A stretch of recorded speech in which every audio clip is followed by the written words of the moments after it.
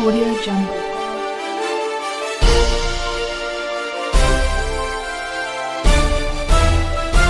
Audio Jungle. नमस्कार दोस्तों, मैं इस वक्त मौजूद हूं जनपद मेरठ के ग्राम पंचायत खरदोनी में और मेरे साथ मौजूद हैं खरदोनी से वर्तमान में प्रधान सनोवर चौहान जी, जो कि लगभग 4.5 साल से खरदोनी के अंदर अपनी सेवाएं दे रहे हैं। तमाम बातचीत, तमाम जानकारी के लिए मेरे साथ सनोवर चौहान जी मौजूद हैं।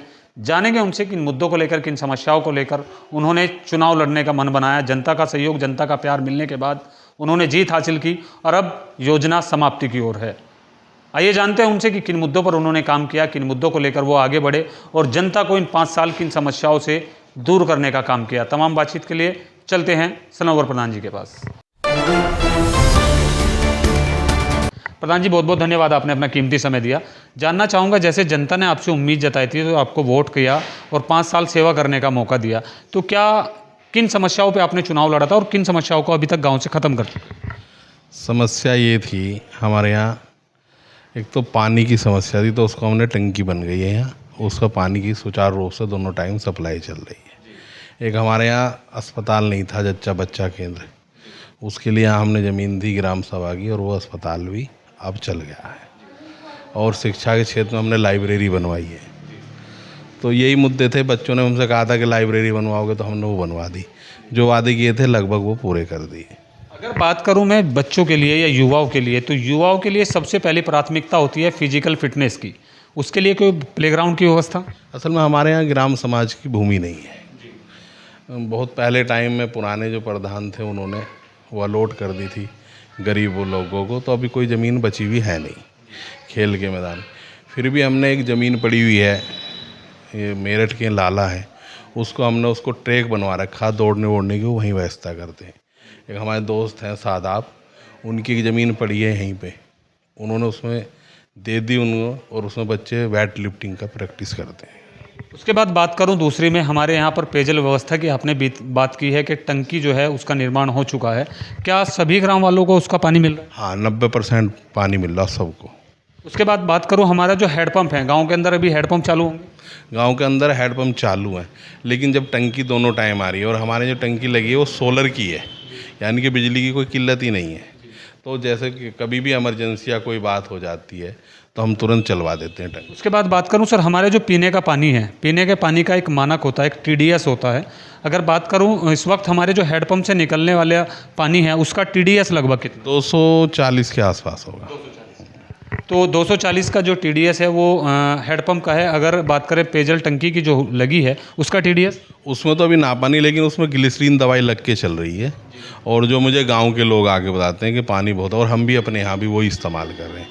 उसके लिए हमने जगह जगह फ्रीजर लगवा रखे, उनमें भी वही पानी इस्तेमाल हो रहा। गाँव के लोग बहुत खुश हैं उस पानी से, टंकी के। उसके बाद बात करूं प्रधान जी, मैं दूसरी सबसे बड़ी समस्या इस वक्त ग्राम पंचायतों के अंदर जो देखने को मिल रही है वो ये मिल रही है कि हमारे जो तालाब हैं, तालाबों का समय पर सौंदर्यकरण ना होना, ये एक बड़ी वजह बन गई है ग्राम पंचायतों के लिए। तो क्या आपके द्वारा कोई तालाब का सौंदर्यकरण किया गया? हमारे यहाँ तालाब की समस्या ये है, सभी गांवों में मसला ये है कि पानी को ज़्यादा बर्बाद कर रहे हैं लोग। जब से समरसेबल लगे हैं तो पानी को बर्बाद करें। लेकिन हमने एक तालाब अंदर पड़ा हुआ था, उसकी 12 बीघे होता वो गाँव की भाषा में, उसका हमने सौंदर्यकरण कराया और वो सूख गया था, उसमें पानी भर रहा है। एक हमारे सामने तालाब है, इस पर JCB खड़ी है, बारिश बंद हो गई है, अब कल को ये खुदाई होगा, इसका सौंदर्यकरण होगा। उसके बाद बात करूं, प्रधानमंत्री आवासीय योजना के तहत अब तक कस्बों के अंदर या नगर पालिका के अंदर या नगर पंचायतों के अंदर ये सेवाएं दी जा रही थी, लेकिन इस बार हमारे मुख्यमंत्री जी ने गाँव के अंदर भी इस योजना को चलाने का काम किया है।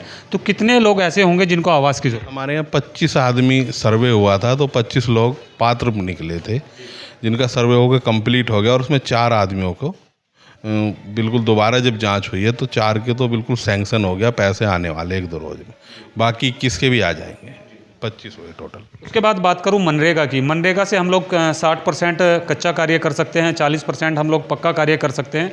तो मनरेगा से गाँव को कैसे लाभ? मनरेगा में हमने जो मज़दूर हैं, असल में हमारे यहाँ जो मज़दूर हैं वो पाइपलाइन का काम करते हैं, और उसमें उनको झाड़ी 1000, 2000 और यहाँ तक कि जो मेहनती लड़के हैं वो 3000 तक झाड़ी कर लेते हैं। मनरेगा में 213 रुपये की दिहाड़ी है, लेकिन फिर भी हमने बहुत गरीब लोगों को, महिलाओं को लगा के कब्रिस्तान की सफाई, चक रोड पे काम, ये काम कच्चे काम कराएं, जहाँ तक हम करा सकते तो मनरेगा से काम कराएं। चुनावी बिगुल बच चुका है, कैंडिडेट वादे इरादे करने लगे हैं, जनता जो है उनसे उम्मीद लगा रही है, चुनाव जो है वो नज़दीक हैं। ऐसे में क्या आप सोचते हैं कि दोबारा जो चुनाव है वो लड़ा जाएगा? असल में हमारे परिवार के मैं 2 बार चुनाव लड़ा, एक बार हार गया था, दोबारा में मैं जीत गया था। अभी हमारे परिवार की एक बात हुई तो उसमें उन्होंने कहा कि हम लड़ लें, तो मैंने कहा जैसा आपकी मर्जी है आप लड़ लो, तो मैंने उन्हीं को कह दिया, मेरा मन नहीं है। यानी कि आप अपने सहयोग से दूसरे प्रत्याशी को चुनावी मैदान में मेरा मन असल में जिला पंचायत की वार्ड 25 से जिला पंचायत मेंबर का चुनाव लड़ने का, अगर सीट सामान्य रहेगी। तो देखा आपने, ये थे हमारे साथ ग्राम प्रधान सनवर चौहान, जो बता रहे थे कि जिन वादों को मैंने जनता से किया था चुनाव के दौरान, उन पर लगभग 90% खरा उतरने का काम किया। साथ ही अगर बात करें विकास की, तो शिक्षा के क्षेत्र में, स्वास्थ्य के क्षेत्र में, तालाबों के लिए या मनरेगा के लिए उन्होंने सब कामों को आगे बढ़ाते हुए इन 5 साल जनता को सेवा का मौका दिया। साथ ही अगर बात करें चुनाव की, तो चुनाव खुद ना लड़कर अपने एक सहयोगी को चुनाव लड़ाने का मन बना चुके हैं। और साथ ही जनता से जिस तरह जनता ने इनको सहयोग दिया और इनको विकास कार्यों के लिए आगे आए, इसी तरह जो प्रत्याशी इनके सहयोग से आएंगे उनको भी इसी तरह विकास के लिए प्रेरित किया जाएगा। देखते रहिए India super news. Cameraman Saqib के साथ वाजिद अली। वासियों को और क्षेत्रवासियों को, समस्त देशवासियों को दीपावली की हार्दिक शुभकामनाएं, और मेरी अपेक्षा है सभी क्षेत्रवासियों से, ग्रामवासियों से कि इस त्यौहार को आपसी भाईचारे के साथ हर्षोल्लास के साथ मनाएं।